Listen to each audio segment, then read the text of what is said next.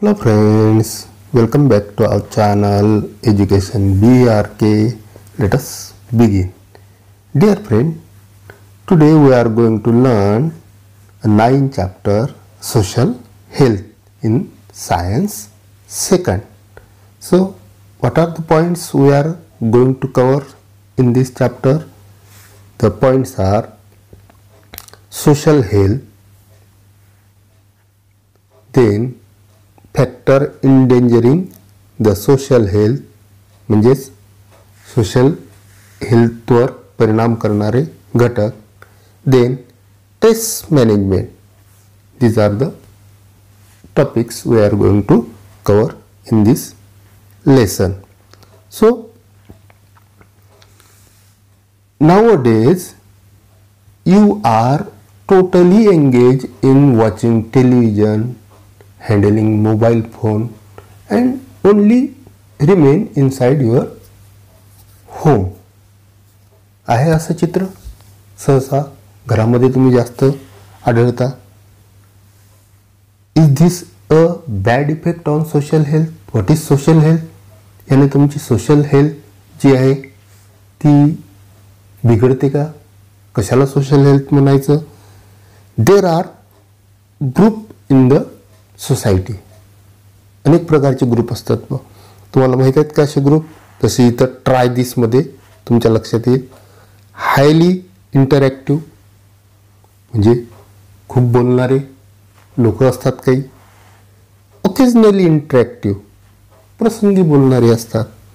And non interactive काही तर न बोलणारे असतात. हे सोशल हेल्थला परिणाम करणार आहे का? निश्चितच कुठे ना कुठे अशा प्रकारचे लोक आहेत आणि हे सोशल हेल्थला परिणाम होऊ शकते. What is social health? आता खाली काही तुम्हाला एक ट्री डायग्राम सारखी ब्रँचेस असलेले काही फॅक्टर दिलेले आहेत. पण factor affecting the social health असं म्हटलेलं आहे. म्हणजे पहा, it is big concept. Social health म्हणजे साधा कॉन्सेप्ट नाही आहे. काय काय फॅक्टर आहेत? तर तुम्ही हा पाहतो म्हटलं तर तुमच्या लक्षात येते बा की these are the factor affecting social health. काय असलं पाहिजे आपल्याजवळ आपली सोशल हेल्थ गुड राहण्यासाठी? तर एज्युकेशन अँड जॉब अपॉर्च्युनिटीज असेल तर सोशल हेल्थ. सोशल हेल्थ म्हणजे काय? तर हे फॅक्टर येतात. मग काय आहे ते आपण बघूच.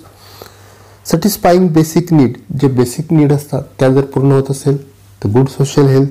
जसे food, cloth, shelter, medicine.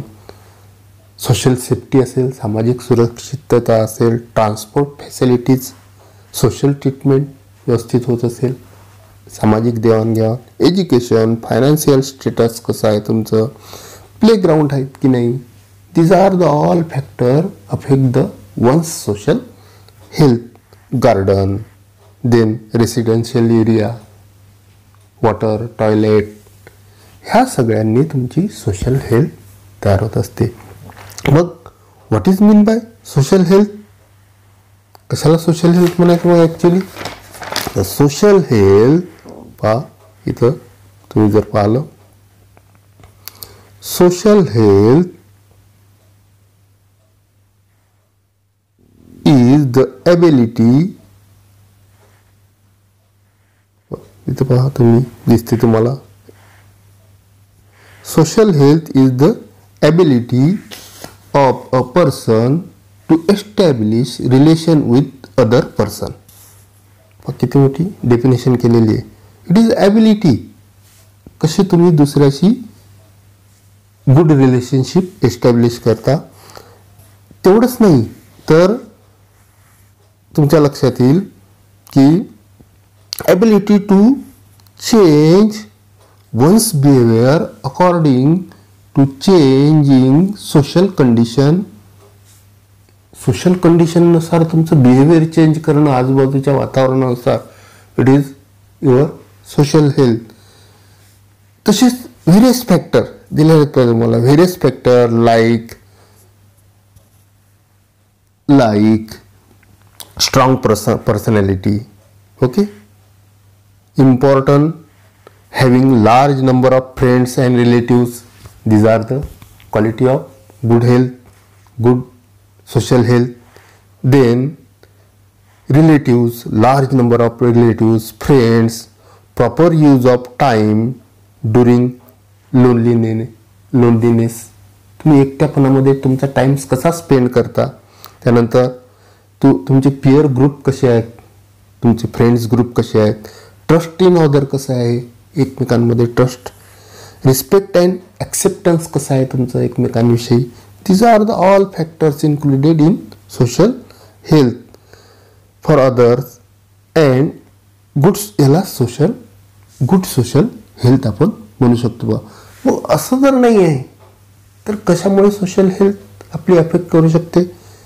There are other factor also which affects the social health. Which are those factors.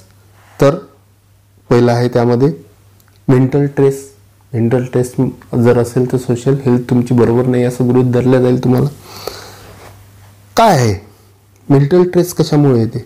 तर पहिलं आहे competition. Competition is in every department. जसं एम्प्लॉयमेंटमध्ये कॉम्पिटिशन आहे, एज्युकेशनमध्ये आहे, बरोबर आहे. कॉम्पिटिशनच कॉम्पिटिशन आहे. बिकॉज पॉप्युलेशन इन्क्रीज होत आहे आपलं, त्यामुळे पॉप्युलेशन इन्क्रीज होत असल्यामुळे मेंटल स्ट्रेस येणारच आहे. नंतर तुमचं मेंटल स्ट्रेस येण्याचं आणि सोशल हेल्थ तुमचं अफेक्ट करण्याचं दुसरं कारण आहे बा, तर वेगवेगळी बाइंडिंग असते आपल्यावर. मुलींवर बाइंडिंग असते, मुलींची वेगळी बाइंडिंग, मुलींनी हे केलं पाहिजे, मुलांनी हे केलं पाहिजे. That also increase a stress. Mental stress तो इन्क्रीज करतो. त्यानंतर तिसरा जो कारण आहे तो कन्सेशनसुद्धा असते. तिसऱ्या कारणामध्ये मुलांना जास्त कन्सेशन, मुलींना कमी कन्सेशन. तिने हे केलं पाहिजे, तिला हे जमलं, म्हणजेच should be use to it. तुला सवय झाली पाहिजे, याचा अर्थ हा होतो तुला ही असं केलं पाहिजे मुलींनी, मुलांनी नाही केलं तरी चालते. हे सुद्धा एक प्रकारचं स्ट्रेस आणत असते, मेंटल स्ट्रेस आणत असते.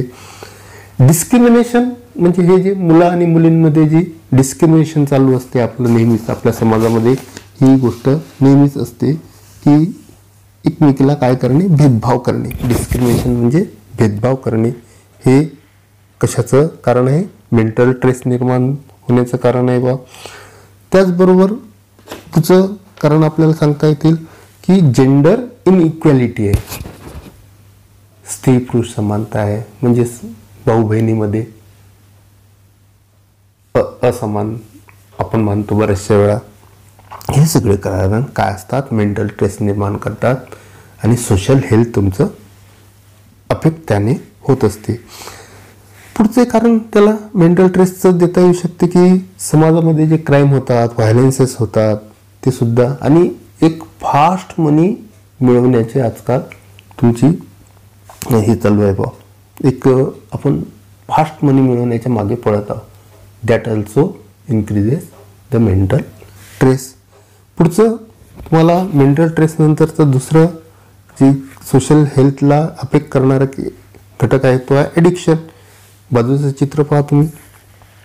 ॲडिक्शनला लागल तर बॅन आहे बाय द गव्हर्मेंट, परंतु ॲडिक्शन आहेच.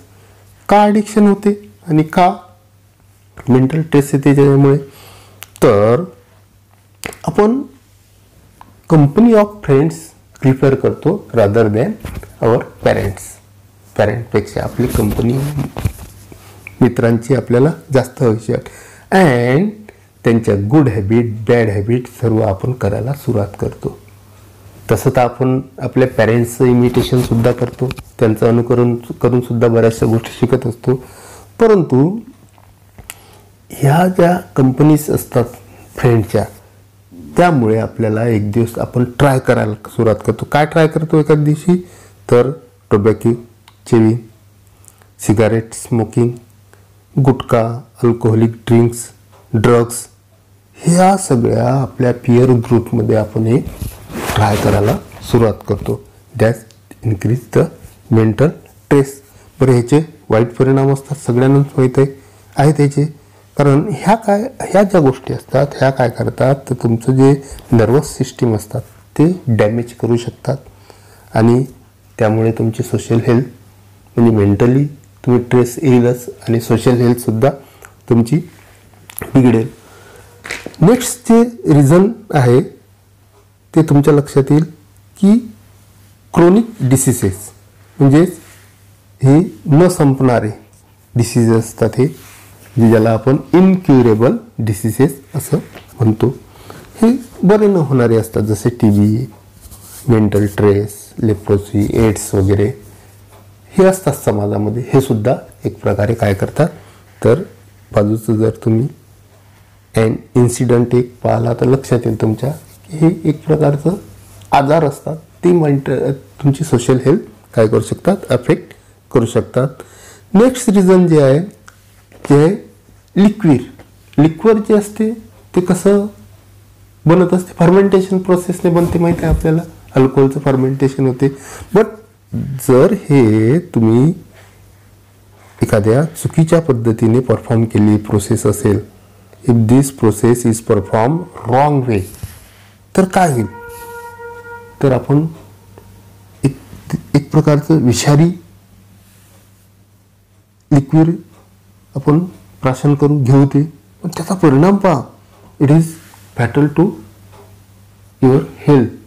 You may die sometime. म्हणजे रॉंग इफेक्ट किती त्याचा सोशल हेल्थवर तुमचा परिणाम करेल ते तुमच्या लक्षात येईल बा. त्याचनंतर हे जर असंच घेत राहिलं तर काय आणखी परिणाम होऊ शकतात त्याचे, तर तुमच्या ज्या इतर ॲक्टिव्हिटीज आहेत त्यासुद्धा तुम्ही त्यावर सुद्धा आघात होऊ शकतो. जसं ॲबिलिटी ऑफ मेमोरायझेशन, तुमची आठवण्याची शक्ती अल्कोहोलमुळे कमी होत असते बा, अल्कोहोल ड्रिंकिंग जर होत असेल तुमची. त्यानंतर तुम्ही लर्निंग प्रोसेस स्लो होऊन जाते तुमची, शिकू शकत नाही त्या वयामध्ये जर ते होत असेल तर तो रॅशनली थिंक करू शकत नाही. रॅशनली म्हणजे योग्य पद्धतीने तो थिंक करू शकत नाही, कारण त्याची ती क्षमताच त्याने गमावलेली असू शकते आणि त्यामुळे त्या व्यक्तीला मेंटल इलनेस येते. आणि मेंटल इलनेस जर येईल तर मात्र काय होईल, सोशल हेल्थ तुमची बिघडेल. देन तुम्ही जर नेक्स्ट कारण जर पाहिलं, मोठं कारण आहे पहा, communication media and excessive use of modern technology. हे सुद्धा बिग रिझन आहे यामध्ये आणि हे कोणी न कबूल करण्यासारखी गोष्ट नाही आहे. तर खाली जर तुम्ही चित्र पाहिलं, चित्र कॅरिकेचर्स आहेत, ते व्यंगचित्र आहेत ते. इट इज एक जे आहे ते 1998चं आहे आणि एक आहे 2017चं, नुकतंच असलेलं आहे. म्हणजे TVचं जास्त प्रचार वाढल्याचा आहे आणि एक जे आहे ज्यावेळेस TV आणि मोबाईलचं प्रमाण कमी होतं त्यावेळेस कम फॉर स्टडी तो बाहेरच राहायचा. And in the next scene go to play, बाहेर हाकलावं लागते आता आपल्याला, बरोबर आहे की नाही. तर असे प्रसंग आपल्याला का दिसतात आजकाल, कारण now day excessive unnecessary and irrational use of modern technology and communication media is coming a sensitive issue through the viewpoint of social health. हे एक्सेसिव्ह यूज जो आपण मॉडर्न टेक्नॉलॉजीचा करत आहोत त्यामुळे आपल्याला हे प्रॉब्लेम फेस करावा लागत आहे. सोशल हेल्थ आपली मॅटर करत आहे त्याच्यामध्ये आणि यामुळे मात्र अनेक प्रॉब्लेम आपल्यामध्ये निर्माण होत आहेत. वा कशा प्रकारचे आवाज आपल्याला प्रॉब्लेम यामध्ये निर्माण होत आहेत, तर फिजिकल प्रॉब्लेम आहेत, जसं टायर्डनेस आहे, हेडॅक आहे, इन्सोमेनिया आहे. इन्सोमेनिया मीन्स निद्रानाश पहा. त्यानंतर फॉरगेटफुलनेस, टिनिटस म्हणजे आपला आवाज सतत कानामध्ये आपल्या घुमत राहतो पहा. Joint pain, vision problem, joint pain बसल्यामुळे व्हिजन प्रॉब्लेम, रेडिएशनमुळे व्हिजन प्रॉब्लेम होतात. हे जे डिव्हाइस आहेत हे रेडिएशन इमिट करत असतात, त्याच्यामुळे विजन प्रॉब्लेम येतात. त्यानंतर कम्प्युटर आणि इंटरनेट जर आपण कंटिन्युअसली यूज केलं तर मात्र सॉलिटरी सारखे प्रॉब्लेम येतात आपल्याला, म्हणजे एकलकोंडेपणा आपल्यामध्ये येतो, स्वमग्नता, सेल्फिशनेस असे कितीतरी आणि सेल्फ सेंटर आपण बनत असतो. तर ह्या सगळ्यांचे क्रोनिक इफेक्ट जो आहे म्हणजे याचा दुर्गामी परिणाम असा होतो पहा की आपल्याला सोशल हेल्थ आपली त्यामुळे इफेक्ट करते. त्याचसोबत जर आपण आणखी याचे बॅड इफेक्ट जर पाहिले तर आपण बाजूचं चित्र पहा, बरंचसं लक्षात येईल. By using cell phone while eating. हेच नाही तर आपली मुलं कार्टून गेम्समध्ये एंगेज असतात आणि ते त्यांच्यासारखेच कॅरेक्टर बनतात आणि इमिटेट करायला, त्यांचं अनुकरण करायला ते सुरुवात करतात, बिहेव करतात त्यांच्यासारखे. आणि त्यांना हे समजत नाही की हे सगळं व्हर्च्युअल आहे, कारण ॲक्सिडेंट घडणारे आहेत, वॉर जे आहेत तिथले ते सगळे व्हर्च्युअल वॉर आहेत, परंतु त्यांच्यामध्ये ती निगेटिव्ह थिंकिंग येऊन जाते आणि त्यामुळे ते loss of concentration, loss of economics आणि टाईम कन्झ्युमिंग फॅक्टर तो बनून जात असतो बा. त्यानंतर पुढे कधी कधी असे होते की एखाद्या वेळेस इनॲप्रोप्रिएट व्हिडिओज आपल्या हाती लागतात, अश्लील व्हिडिओ लागतात, ते सुद्धा वाईट असतात. ह्या सगळ्या गोष्टीमुळे आपली सोशल हेल्थ कॉज करतेच पा. त्यानंतर बाजूचं जर चित्र पाहिलं आपण तर सेल्फी ऑन रोड हा प्रकार खूप वाढलेला आहे. आणि याचं इफेक्ट काय झालेला आहे तर याचा इफेक्ट तुमच्या लक्षात येईल की there is a increase in news of death. कुठे कधी कधी ड्रायव्हिंग इन ओशियन, समुद्रात बुडून गेला, falling in deep valleys or under train, हे सगळे घेत असताना हे प्रकार वाढलेले आहेत पहा. त्यानंतर व्हिडिओ अपलोड करण्याचे प्रकार वाढलेले आहेत. सोशल हेल्थ त्याने कॉज तर होईलच. नंतर काय मेंटॅलिटी असेल याची, वारंवार सोशल व्हिडिओ अपलोड करणे किंवा बीटिंगचे व्हिडिओ, मुलांना मारण्याचे, त्यांना हिटिंग करण्याचे, असे जर व्हिडिओ आपण वारंवार अपलोड जर करत गेलो तर आपली ही नॅचरल ॲक्टिव्हिटीच असणार नाही. ही सगळी काय होईल, अननॅचरल ॲक्टिव्हिटी असेल आपली ही. आणि हे अननॅचरल ॲक्टिव्हिटी आणि डिस्ट्रक्टिव्ह आपली नेचर जे असेल ह्यामुळे आपल्याला अंडर स्ट्रेस येऊ, आपण इल इफेक्ट होईल आपल्याला आणि मेंटल इलनेस आपल्याला येईल. बाजूच्या चित्रामध्ये तेच आपल्याला दिसते आहे बा की आपण काय करतो आहे हे आपल्या लक्षात येऊन जाईल. तर या सगळ्या गोष्टी आपण करत असताना आपल्याला काहीतरी याचा कन्स्ट्रक्टिव्ह वापर करणं गरजेचं आहे, या मीडियाचा, या टेलिव्हिजनचा, फोनचा. आणि योग्य त्या प्रकारे जर आपण यूज केला तरच आपल्याला हे यातून आपल्याला सोशल हेल्थ साधता येऊ शकते. आणि आता अशा ह्या एक्सेसिव्ह, अननेसेसरी अँड इररॅशनल वेजने आपण जे मॉडर्न टेक्नॉलॉजी आणि कम्युनिकेशन मीडियाचा यूज करतो त्यामुळे एक नवीन सायबर क्राईम्स नावाची गोष्ट आता घडते आहे. त्यामुळे सुद्धा मेंटल स्ट्रेस येतात. काय आहे सायबर क्राईम्स, काय सूचना दिल्या जातात आपल्याला आणि काय आहे, कशामुळे आपल्याला धोके होत असतात ह्या सगळ्या गोष्टी वापरत असताना.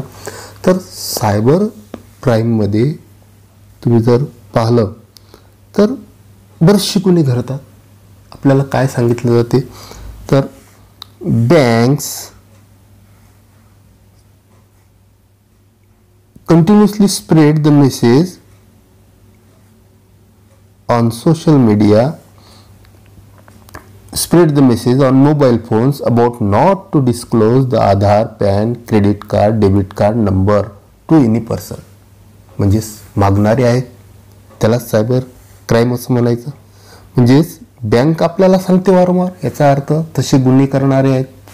म्हणजे सोशल इलनेस आहे, म्हणजे सोशल हेल्थ त्यामुळे इफेक्ट करणारा हा घटक आहे. त्यानंतर दुसरं सायबर क्राईममध्ये आपण जर पाहिलं तर असं सांगितलं जाते, do not disclose your PIN to anyone while withdrawing cash from ATM machine or purchasing through card payment. PIN सांगायची नाही, म्हणजे पिन चोरणारे आहे असं का इन्स्ट्रक्शन आपल्याला वारंवार दिलं जाते, याचा अर्थ सायबर क्राईम होत असतो. त्यानंतर तुम्ही जर पाहिलं तर consumers are deceived by showing superior items.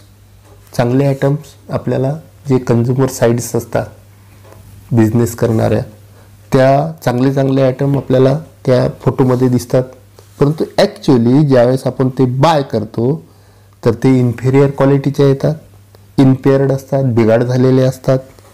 म्हणजेच हा एक कन्झ्युमरचा तुम्ही हे केलेला आहे, डिसिव्ह केलेला आहे, त्याला फसवणूक केलेली आहे. सायबर क्राईम इथे काम करते, म्हणजेच सोशल हेल्थ बिघडते याच्यामुळे. त्यानंतर bank transaction are done using PIN without the knowledge of consumer. कधी कधी असंही होते, हा सायबर क्राईम आहे की तुमचे जे बँक ट्रान्झॅक्शन होतात ते तुमच्या ध्यानात न येताही केले जात असतात, फसवणूक केली जाते. त्यानंतर confidential information about government institution and companies is obtained from internet with the help of computer program. Computer program असे तयार केले जातात की गव्हर्नमेंटच्या साईटच हॅक केल्या जातात, त्यांची इन्फॉर्मेशन चोरली जाते, फसवणूक केली जाते. सायबर क्राईम हा आहे सामाजिक, त्यामुळे समाजाचं हेल्थ त्यामुळे बिघडते, एक सामाजिक ट्रेस त्यामुळे येतोच. Nowadays crimes like opening a fake account, पहा हे सायबर क्राईममध्ये मोठा आता गुन्हा होत आहे की काय होत आहे की फेक अकाउंट उघडले जातात, कशावर, फेसबुकवर. त्यानंतर इन्फॉर्मेशन टाकली जाते चुकीची अँड लुअर्ड केले जाते मुलींना लग्न करण्यासाठी, त्यांना फोर्सफुली किंवा टीसिंग केले जाते त्यांना. त्याचबरोबर फायनान्शियली त्यांचं एक्सप्लॉयटेशन केलं जाते, पिळवणूक केली जाते त्याची. हा एक सायबर क्राईमचा गुन्हा आहे. त्यानंतर misuse or illegal sale of writing, literature, software, photo, videos, music. तर अशा प्रकारचं आपलं नाही, परंतु इलिगलपणे आपणच आपलं म्हणायचं की हे माझेच फोटो आहे किंवा हेच माझं लिहिलेलं साहित्य आहे, सॉफ्टवेअर माझंच आहे, फोटो माझंच आहे आणि दुसऱ्याला विकायचं ते. हे सगळे सायबर गुन्हे आजकाल ह्या जास्तीत जास्त आपण मॉडर्न टेक्नॉलॉजीचा यूज केल्यामुळे होताना आपल्याला दिसत आहेत. त्यानंतर तुम्ही जर पाहिलं पुढे इथे तुम्हाला चित्र पण दिसते पाहिजे, यामध्ये तुमच्या लक्षात येते की चिटिंग ऑफ कन्झ्युमर्स. अलगत तुमच्या खिशामधून तुम्हाला न कळता या गोष्टी कशा केल्या जातात हे इथे सांगितलेलं दिसते बा. त्यानंतर पुढे जर तुम्ही पाहिलं तर electronics media is also misuse by sending derogatory messages, spread vulgar picture and inflammatory statement. म्हणजेच अशा पद्धतीने सुद्धा आपल्याला फसवणूक केल्याची दिसते की मिसयूज प्रक्षोभक विधाने केली जातात, एकाविषयी बदनामी करणारे डेरोगेटरी मेसेज पाठवले जातात, वल्गर पिक्चर पाठवले जातात आणि बदनामी त्यामध्ये केली जात असते. त्यानंतर पुढचा जर तुम्ही पाहिला तर तुमच्या लक्षात येईल exchange of information through media like email. तर आपण काय करत असतो, बऱ्याचशा वेळा आपण ईमेल सुद्धा पाठवण्याचा प्रयत्न करत असतो, email, phone contact, Facebook through किंवा व्हॉट्सअप थ्रू. तर यामुळे आपले जे फेसबुक अकाउंट किंवा कॉन्टॅक्ट जे असतात ते कॉन्टॅक्ट या सोशल मीडियावर राहून जातात आणि त्याचा मात्र मग मिसयूज केला जातो, माल प्रॅक्टिस होते. आपल्याला इनकमिंग अननेसेसरी मेसेज येत राहतात वारंवार, कारण आपला ईमेल आणि कॉन्टॅक्ट त्यांच्याकडे गेलेला असतो. सम मेसेज चुकीचे असतात, तुमची सिस्टीमसुद्धा ते कधी कधी हॅक करू शकतात. हे सगळे गुन्हे सायबर गुन्ह्यामुळे येतात, त्याच्यामुळे सुद्धा सोशल हेल्थ तुमची बिघडू शकते.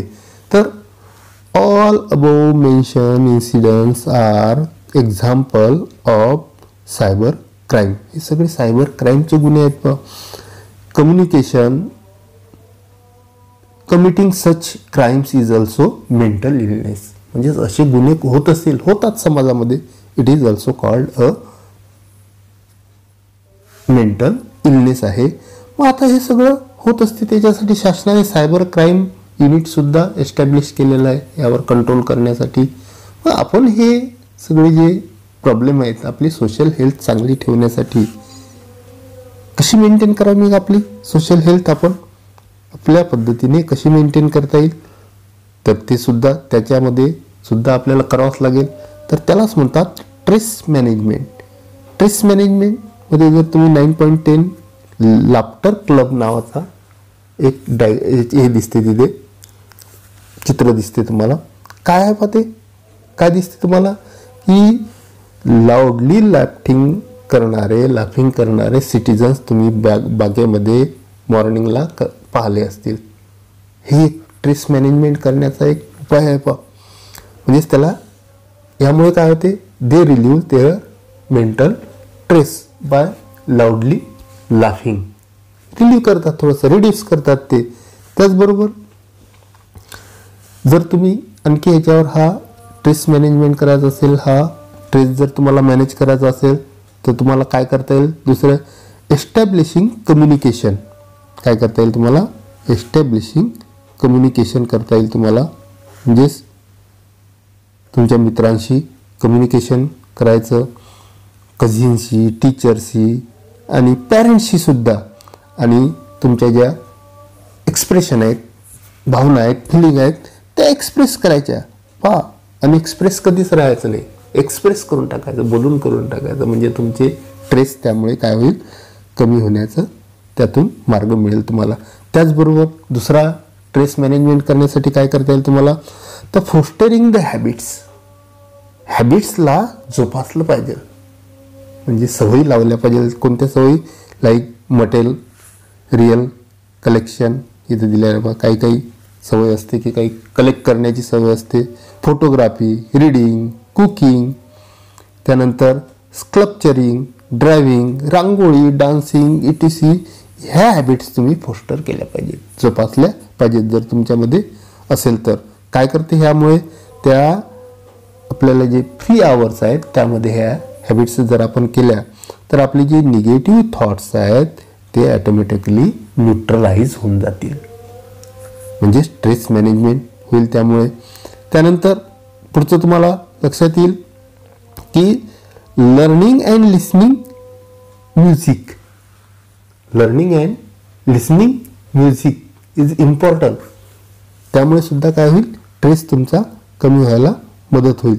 कसं, तर काय आहे music, singing keeps us happy and drive away the stress.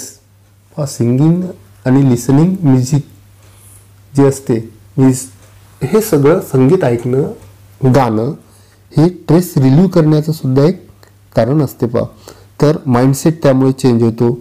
Outdoor गेमसुद्धा, पुढचा स्पोर्ट अँड आउटडोर गेम जे असतात ते सुद्धा तुम्ही केले पाहिजेत. फिजिकल एक्सरसाइज तुम्ही केली पाहिजेत. त्यामुळे मात्र फिजिकल एक्सरसाइजमुळे तुम्ही जर पाहिलं, it improves discipline, interaction and tendency of unity. स्पोर्टमध्ये युनिटीची भावना आपल्याला कळते पहा. लोनलीनेस जी असते ते तुमचं पळून जाऊ शकते स्पोर्टमुळे किंवा आउटडोर गेममुळे. आणखी काय करता येईल, पुढे तुम्हाला सांगितलेलं आहे बा की स्ट्रेस मॅनेज करण्यासाठी regular exercise, massaging, visiting the spa to help the relieve the stress. म्हणजे रेग्युलर एक्सरसाइज सुद्धा आवश्यक आहे. ते जर तुम्ही केली, रेग्युलर एक्सरसाइजमुळे काय होते पहा, तर तुमच्यामध्ये एक प्रकारचं डिसिप्लिन येते. गुड फूड तुम्ही ईट करू शकता. मेडिटेशन जे आहे ते सुद्धा करणं गरजेचं आहे. आणि मेडिटेशन तुमच्या गुड हेल्थसाठी ॲज वेल ॲज तुमच्या सोशल हेल्थसाठी तर गरजेचं आहे. Meditation help to improve the ability of concentration. मेडिटेशनमुळे तुमची कॉन्सन्ट्रेशन वाढते. Meditation help student to improve concentration in their studies. अत्यंत महत्त्वाचं आहे. तर त्यामुळे मेडिटेशन तुम्ही केलं पाहिजे. अशा हॅबिट्स तुम्ही कल्टिवेट केल्या पाहिजे, जोपासल्या पाहिजे आणि तुमचं निगेटिव्ह थिंकिंग तुम्ही बाजूला काढलं पाहिजे. त्यामुळे स्ट्रेस मॅनेजमेंट होईल. तर असे स्ट्रेस मॅनेजमेंटचे वेगवेगळे मार्ग आपल्याला काय करावं लागतील तर शोधावे लागतील. त्यामुळे आपलं स्ट्रेस मॅनेजमेंट होईल आणि आपण आपली जी सोशल हेल्थ आहे ती जपू असं आपल्याला. तरी असं जरी असलं तरी आपण यामध्ये आजच्या घडीला सुद्धा सक्सेस झालेलं नाही आहे हे आपल्या लक्षात येते बा. त्यामुळे तुमच्या लक्षात येईल बरेचसे प्रॉब्लेम आपल्याला दिसतात. लाईक डिप्रेशन आपल्याला आहेच, डिप्रेशन दिसते. त्यानंतर फ्रस्ट्रेशन, डिप्रेशन, फ्रस्ट्रेशन हे सगळे प्रॉब्लेम आपल्याला आहेतच.